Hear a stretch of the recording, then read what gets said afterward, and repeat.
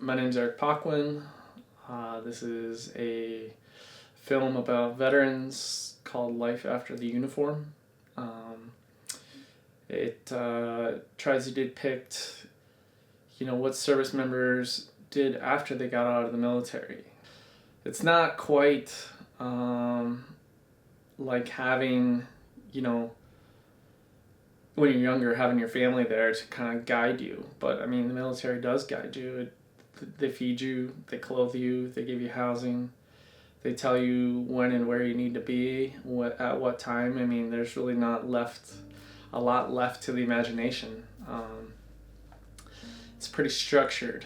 And then getting out, is the complete opposite. All your freedom's back and you can do whatever you choose. There's a transition there, and that's what this is about. It's about talking about, how veterans have handled that transition. The uniform simplified a lot of decisions for that day. I just had to make sure that they were washed, clean, pressed. Looking good.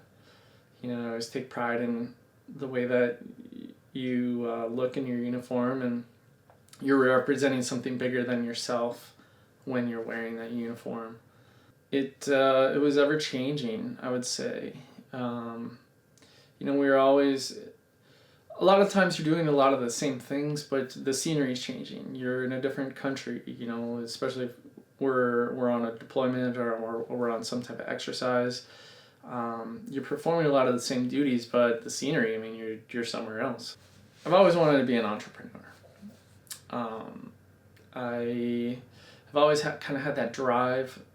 You can start a detailing business with not a whole lot of startup capital. It's not like you need $250,000 to start washing and cleaning cars. I needed about $10,000 worth of supplies, vacuums, and that kind of stuff. So I figured I'd give it a shot. It was something that I was able to build for myself, build a clientele by putting in my hard work, and that hard work reflects back on me, not on somebody else. When I put in that extra effort, it's coming back to me. It's not benefiting somebody else. I can work hard at a job and make my boss look great. That's great, wonderful for him. But I wanted my effort to go towards benefiting me, and I think that was one of the main draws, and that's one of the reasons that I wanted to start something for myself.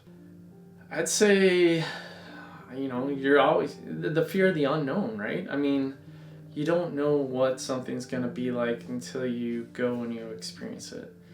I have a lot of bills now that I didn't have when I was in the military. And sometimes I have to think about, how am I going to pay all these bills? Whereas most everything, especially when I was living on base, was all covered. They paid your utilities, they paid your rent, they paid, I didn't have taxes, I didn't have property taxes, I didn't have all that kind of stuff. So, in the beginning there, when things weren't quite as steady as they are now, I questioned myself quite a bit, with, did I make the right choice? Am I going to be able to hack it on the outside world? Am I going to be able to pay all these bills on my own without the helping hand of the Navy? Also, just, that what if? What if I did stay in, and what if I did retire? Or what if I, did more than 20 years and then went into some type of government job? Where would I be now? Would my life be different? Would I be happier? I question myself a lot about that kind of stuff. I still think that I made the right choice. But that doesn't mean that I don't think about it, or I don't wonder what it would have been like if I did stay in and I didn't get out. Life's all about choices, and you just try to use, you try to make the best choice you can with the information that you got available. And at the time, I I thought that was the best choice, and today I still do think it's the best choice. I can tell you that wearing a uniform, especially in my situation where I was one of the few people that did get to wear a flight suit in the military, that's a pretty proud moment. And with that comes a bit of confidence, you're proud. I was proud of what I did. It's just my priorities have shifted, like now I take pride in being a good dad. When I see my kids smile or happy and they know, and I know that I was able to provide something for them or teach them a lesson or teach them something that my dad taught me. I take pride in that kind of stuff. That kind of stuff gives me confidence now. What advice would you give yourself on the last day of the military? First, I would say make sure that all your ducks are in a row. You got everything lined up ready for when you are going to transition and get out. And the military has a lot of programs to kind of help you. They have they make you go through some different classes and things like that on transitioning into the civilian life. You want to make sure that all your medical records, everything's up to date. So if you need to, if you have any type of medical problems in the future when you're a civilian, if you can trace the root cause of those back to the military. I mean, a lot of that stuff's covered, and that's important stuff that I give that advice to still like younger guys that I still see in the military now.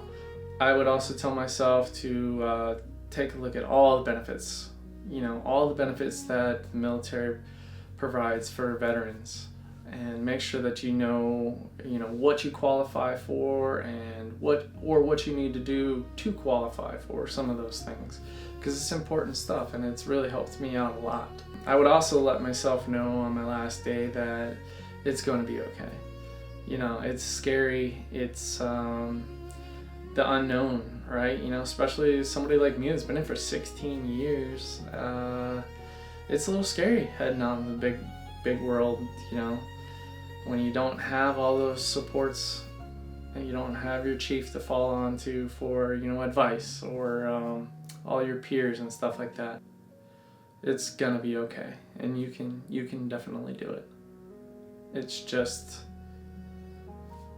how much you want to apply yourself, where do you want to go,